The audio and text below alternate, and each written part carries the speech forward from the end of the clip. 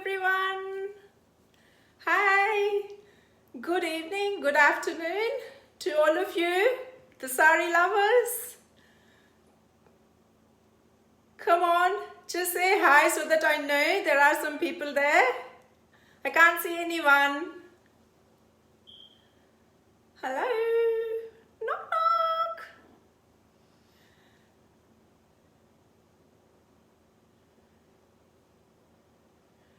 Hello. Yes, okay. It's just picking up. Welcome to the Wholesome Wednesday session.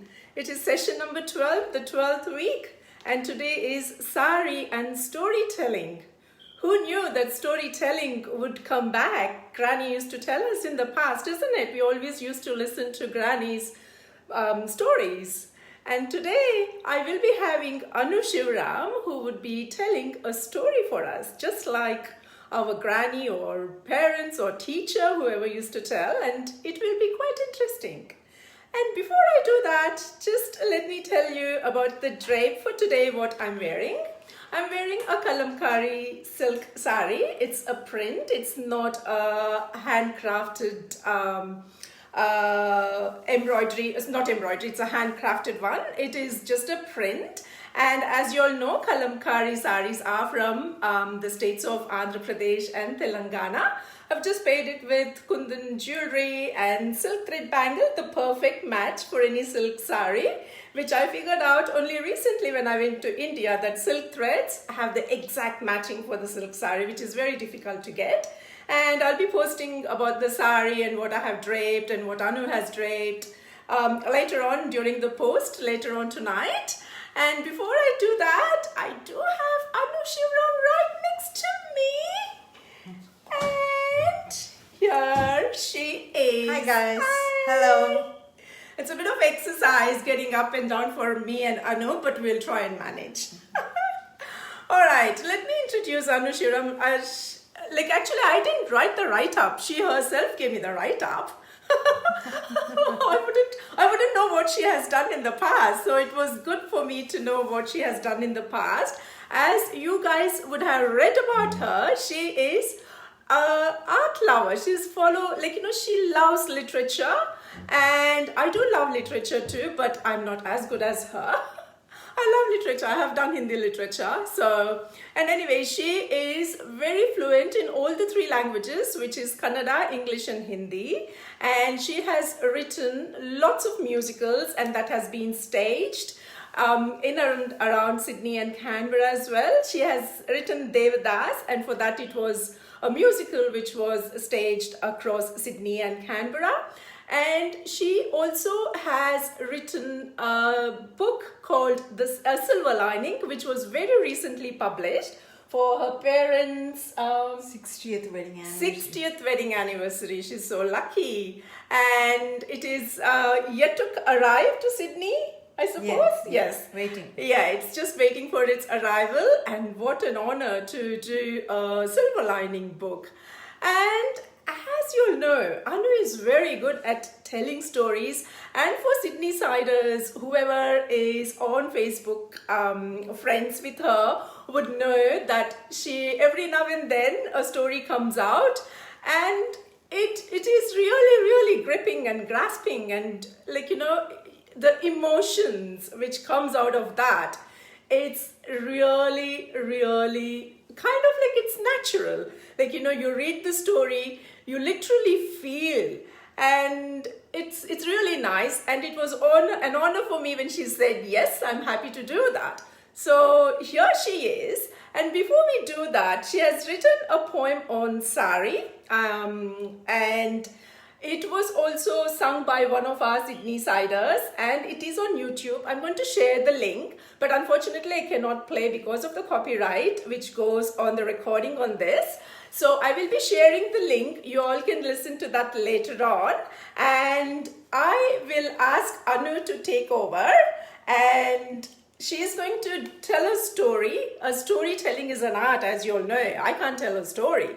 So she's going to tell a story today and entertain all of us, and hopefully I don't know what the emotions would be. I wouldn't have a clue. So I will be listening to her as you guys are listening for the first time, and I will be listening to her for the first time as well. And here we go. Anu, the floor is yours. Off you go. Thank you, Hema.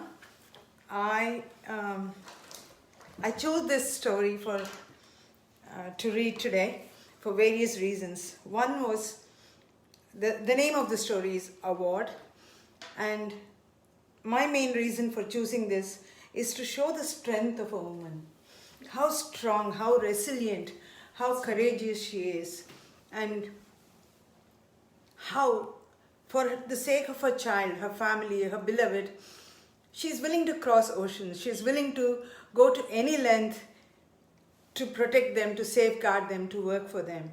And in this story, my protagonist, her name is Tara. Tara means a star, and she really is a star.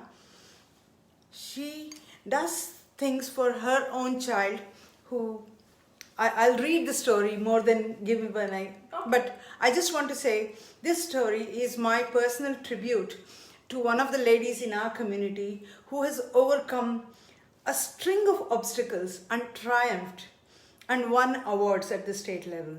So this is a tribute to her. I'll read the story and perhaps we could discuss this later. Yeah, sure.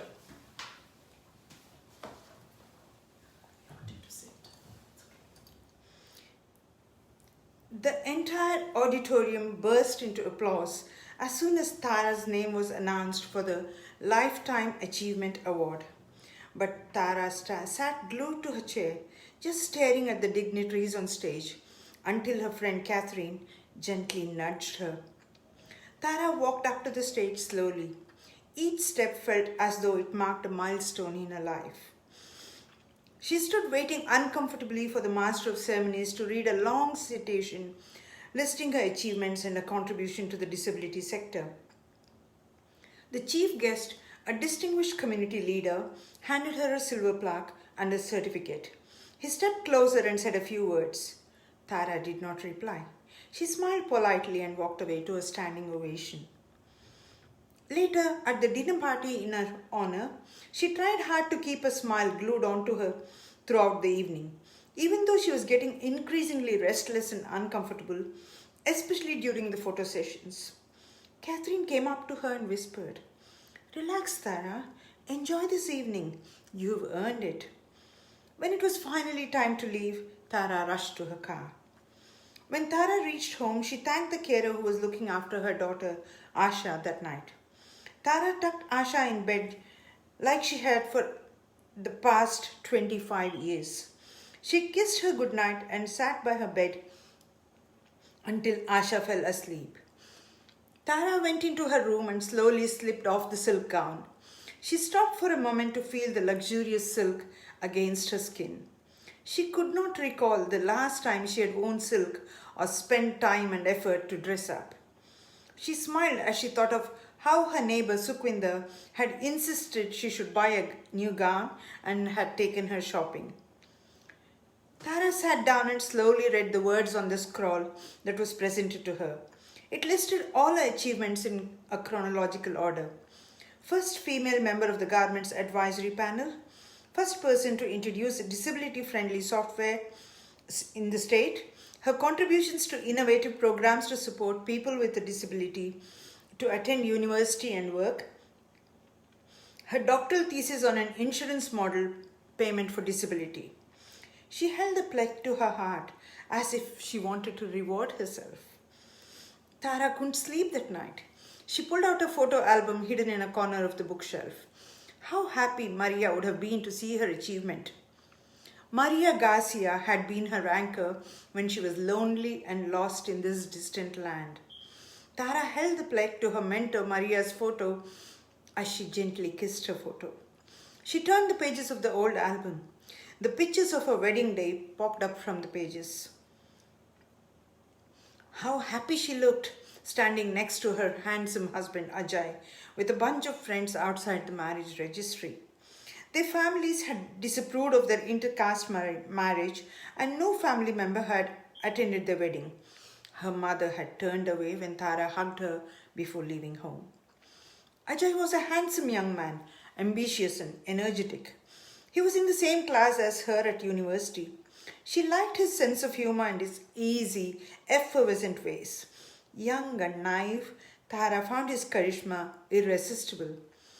Ajay liked being with Tara. She made him feel special. It always gave him a high to be so admired and appreciated. She splurged on him and bought him expensive gifts. It was a heady feeling for a young man to be so adored. Ajay got a visa to go to Australia for higher studies, and he painted a picture of a beautiful life in a distant land. "Oh, I wish I too could go away with you," said Tara. "Then come with me as my wife," Ajay proposed. "Don't even think of marrying a boy outside our community. We have to consider our status in society. You've grown up in the lap of luxury. You will not survive in a poor household even for a week," her dad warned her sternly. He had pampered his only daughter all her life. It was a heady feeling to be in love. The youth made them impulsive and reckless. They went ahead and got married, defying their families. The marriage certificate came in handy for processing their visas. Tara happily paid for their flights to Sydney. Ajay made sure Tara carried with her whatever jewelry and cash she could. They started a new life in Sydney. Tara was excited. She missed her family but enjoyed being Ajay's wife. Ajay started his summer session at the uni. When they were short of money, they used up Tara's money to survive. Tara started her job hunt. It was not easy without local qualifications or experience. Tara enrolled in resume writing courses and Ajay helped her practice her interview skills. Sydney shed its autumn leaves and got ready to embrace winter. Suddenly, Tara became ill.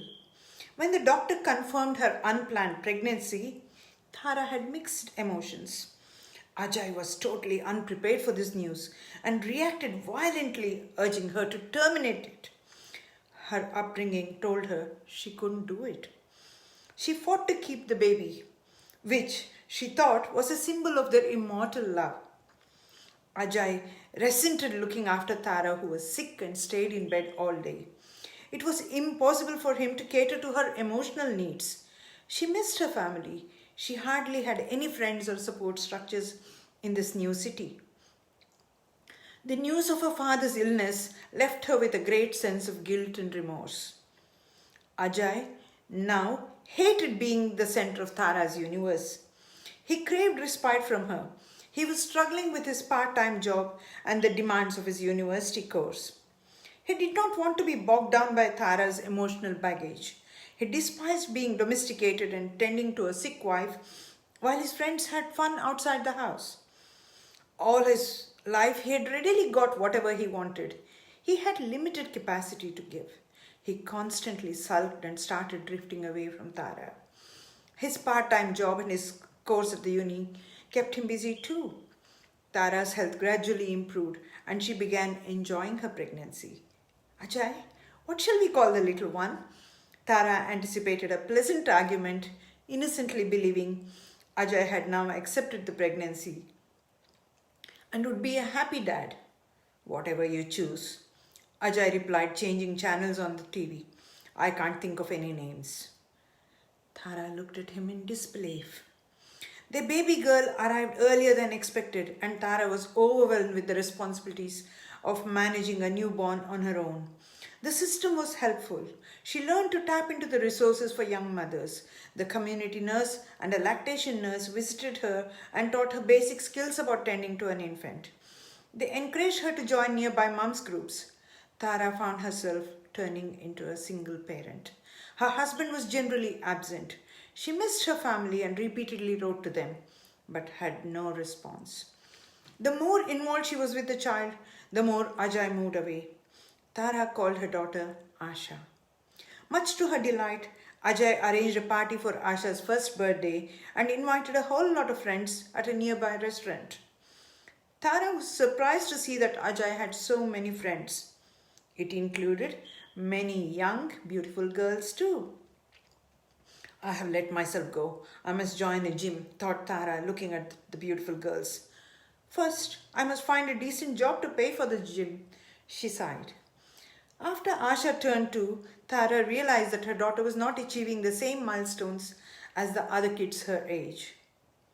Asha was not responding like the other children when she took her to the play areas in the park or the mall. She pestered Ajay to take Asha to a specialist.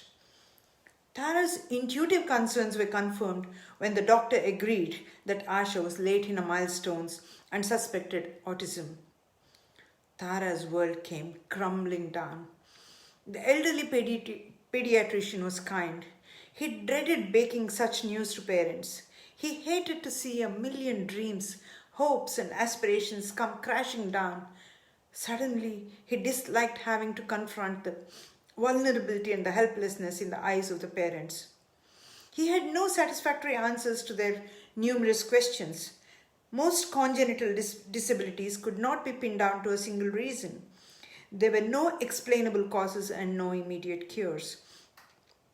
The doctor knew that the ability of modern medical science to prevent or manage disabilities was still in its infancy. He had nothing much to offer except some official brochures and a few words of comfort. Tara could not even imagine the life ahead for her daughter. Ajay withdrew from his daughter as though her disability were contagious.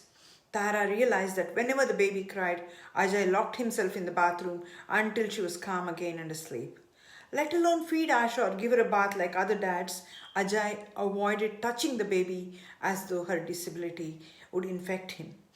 Tara tried her best to cope, but her fragile mind was broken.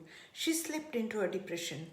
Ajay struggled to cope with a disabled child and a sad wife for a while, but soon he gave up completely. After he got his new job, Tara felt that Ajay was becoming increasingly uncomfortable in her presence, as though he was trying to hide something from her. He would go away for long stretches saying he was traveling for work. Tara did not believe that. She intuitively knew he was seeing somebody. She tried to ignore it and pretend everything was normal. The charade did not last long.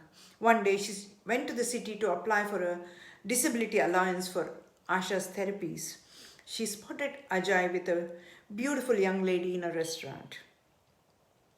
Tara was unfazed. She had anticipated it. She surprised herself with her calm acceptance. When she confided in one of the few friends she had in Sydney, the friend was startled. "How can you be so detached about this, Tara? Aren't you upset?" she asked. Then she sat Tara down and advised, "First get yourself a job and a steady income, Tara.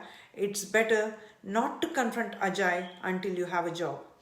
The friend helped her get a traineeship in a disability sector, so Tara could work night shifts. Every night, Tara left Asha with Ajay and went out to work in a group home.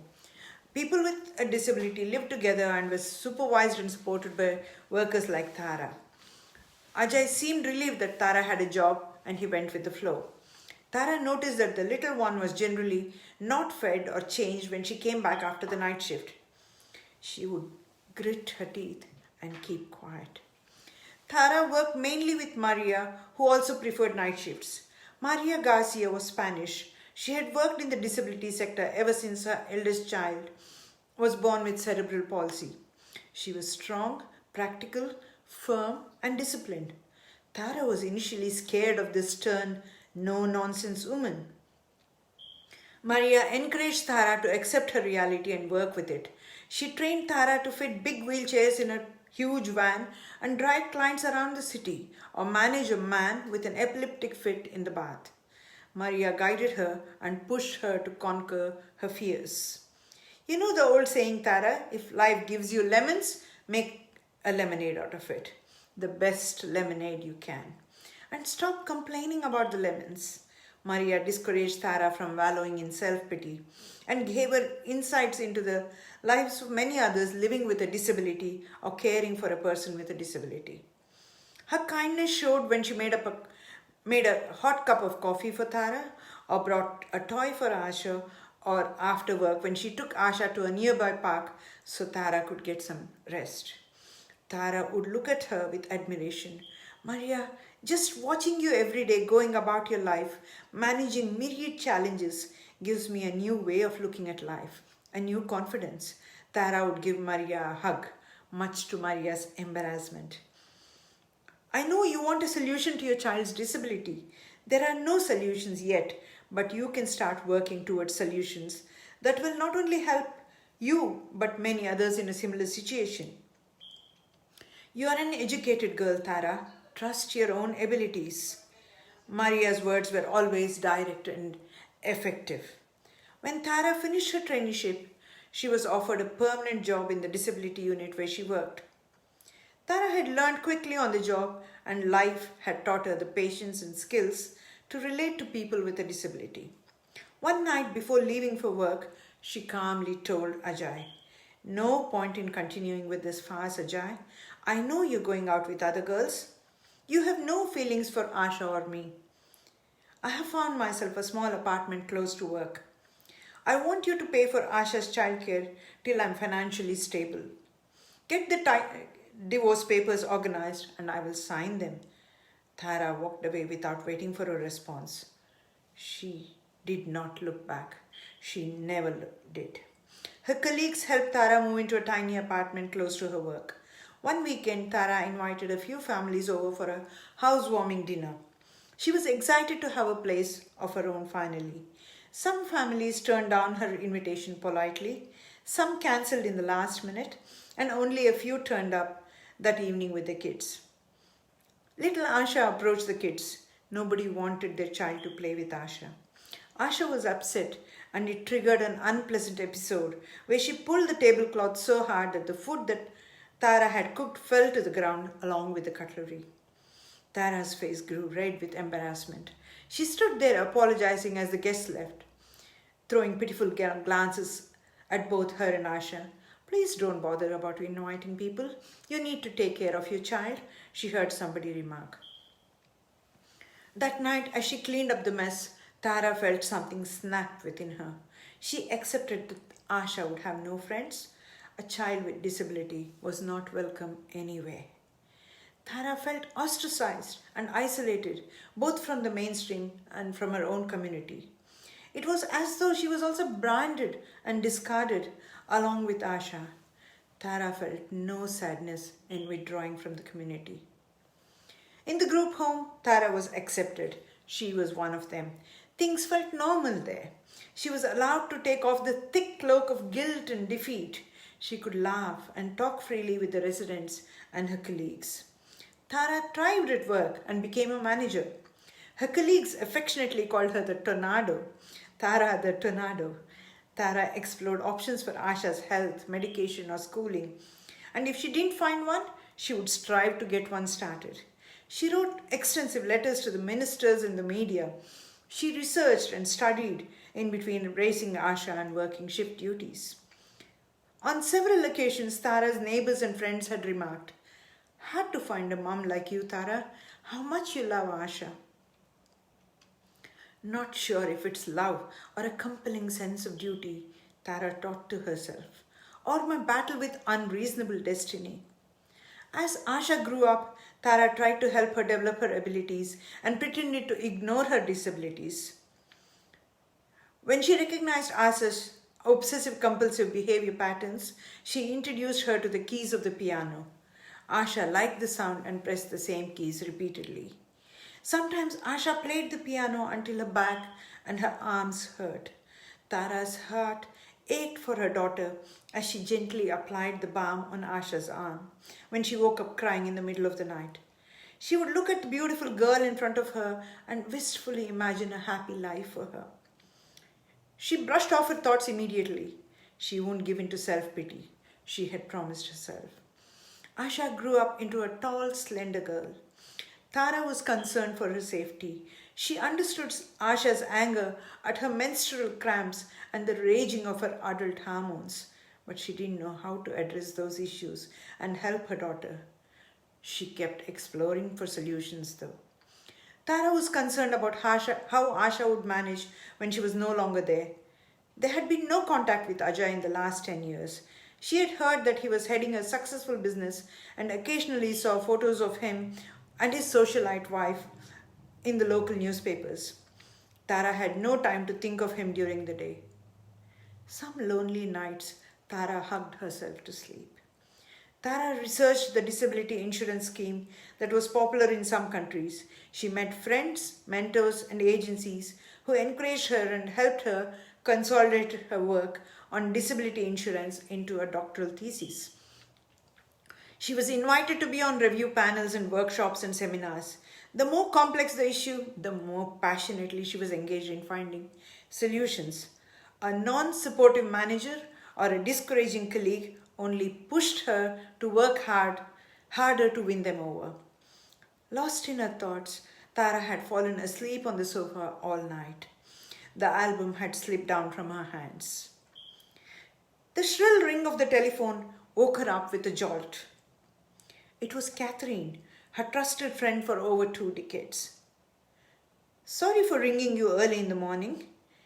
You left in a hurry, Tara, and seemed distracted last night. Just wanted to make sure everything was okay, said Catherine. Everything is fine, Kath. I just needed time to process the shock and the irony of receiving the achievement award from the very person who had walked out on me because I was no good.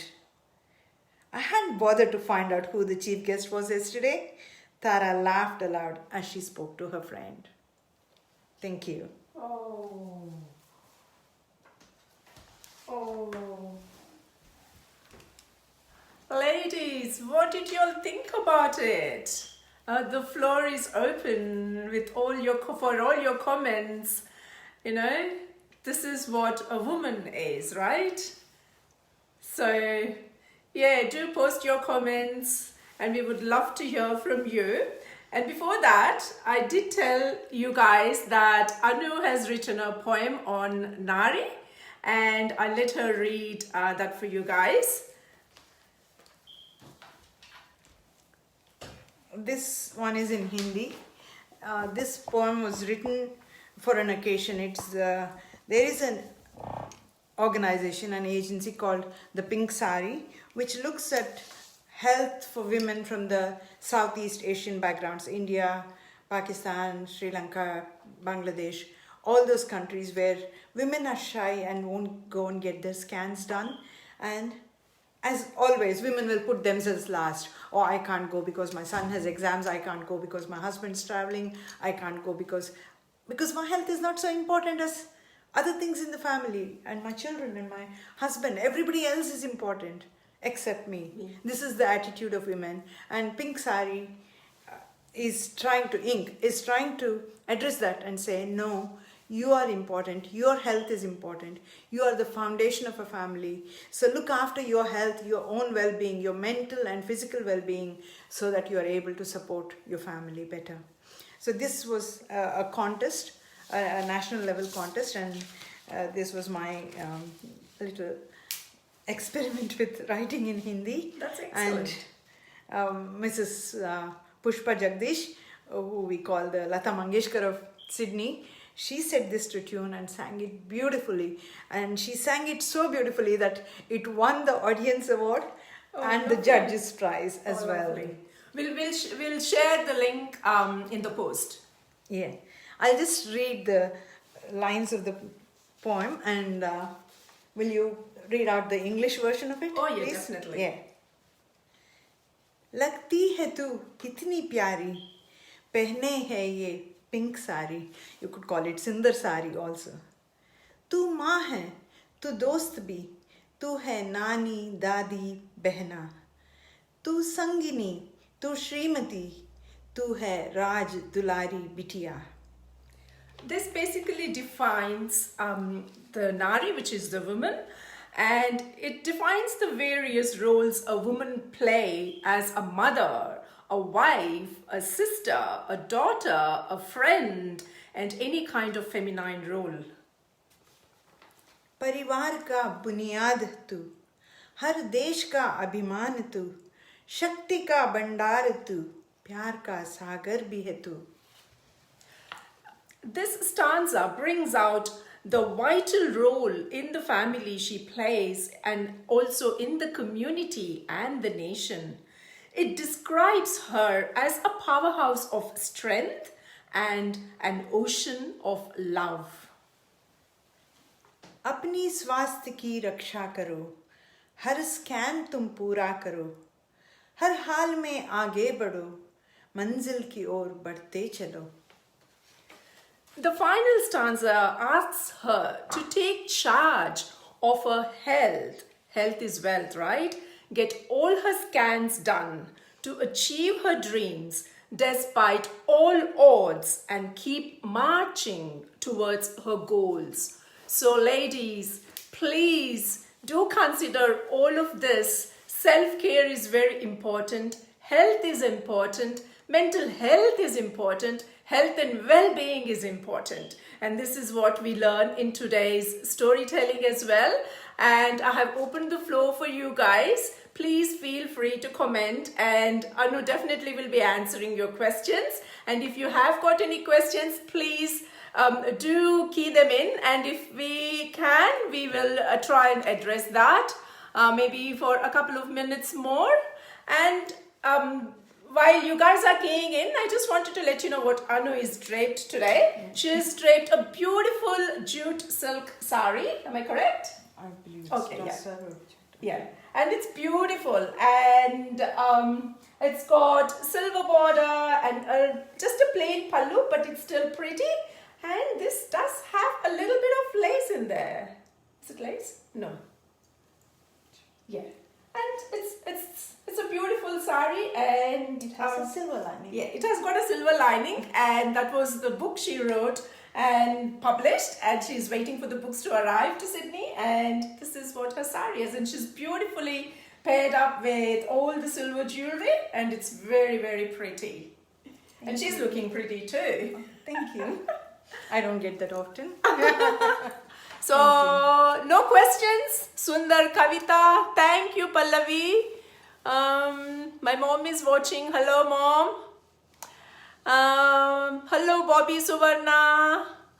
Hello, Leelavati Rajarao. Want to hear that song? Yes, definitely. I will link it either in this post or go back to the Wholesome Wednesday session 12, and I'll link in there. I'm happy to link the YouTube version of that. Who else? Netra, hello. Mrudula, such a beautiful, soulful story. Oh, so sweet. Thank you, Mrudula. Vasudha says, beautiful story. Thank you, Vasudha. Gauri is watching, Renu is watching, Purnima is watching. Purnima Menon says, Anu Shivaram, you're looking absolutely beautiful. Oh wow, thank you. Thanks, Purnima. Brunda Ashok is watching, Geeta Nagraj is watching, Purnima is watching. I've said this is real life. This was when you were reading the story. That's the real life in Sydney, right? Lakshmi Manju is watching, Suganti is watching. Who else? Oh, there are quite a few. Mala Swami, hello. Vasudha Jatangi, hello. Suganti, hello. Usha Manju, hello. Asha Gigi, hello. Usha Manju, hello. Donti Srilata, hello. Vasanta Malliga Auntie, hello. Mamta Hegdev, hello. Janvi Singh, hello. Sandhya Srinivasan, hello. Farida, hello. Preeti Rao, hello. Madhavi Narendra, hello. Revati Prasanna, hello. Lalita Prasad, hello. Konneri Bharati Sanjay, hello. Nagasundari Ram Prakash, hello. Gauri Amar, hello. Mrudula, hello. Manjula Rao, hello. Thank you, ladies. Was it very fast in reading? No. Did you all find it to be fast? I don't think so. It was just perfect. It was really, really nice. And Leelavati says, lady is also beautiful. Oh, thank you. Both of you look gorgeous. Oh, thank you. Thank you. So, if you have any questions about the story, as Anu said, that is a real life story. And I mean, I have changed it. I've made it, fictionalized it. Yeah. But this is the story of a lady who got married against her parents' will. And I was also thinking of the parents, how adamant, and why should we be so adamant? That's right. And then this girl comes away. Nobody in Sydney she knows. Yeah. And her whole family has cut off from her. And alone she strives. And she won the New South Wales Carers Award. Oh, there you go. So, okay, they said it's perfect. And and it's not fast. Oh, perfect. So that kind of like concludes our session, and I will be posting what the next week's session is all about. Stay tuned. It is again an interesting one, and I would love to have you guys back again next week. Thank you so much for listening to the story. And it's perfect, isn't it? If someone reads the story out for you, it's really nice listening. Sometimes reading, which for me is not my kind of thing, I would enjoy listening to something like this, which Anu did just then, and she really did a wonderful job. Thank you, Anu. Thank you so much. Do you have to say something? On behalf of all of us, the people on the other side of the camera, I'd like to thank Hema for her initiative. Aww. It's very hard to do this week after week, working full time, managing a household and doing 100 other chores, and then finding time to indulge in a passion and to create a caring group, a community around a beautiful sari. So thank you, Hema, and thank you all, and have a good night. Thank you. See you guys. Bye for now.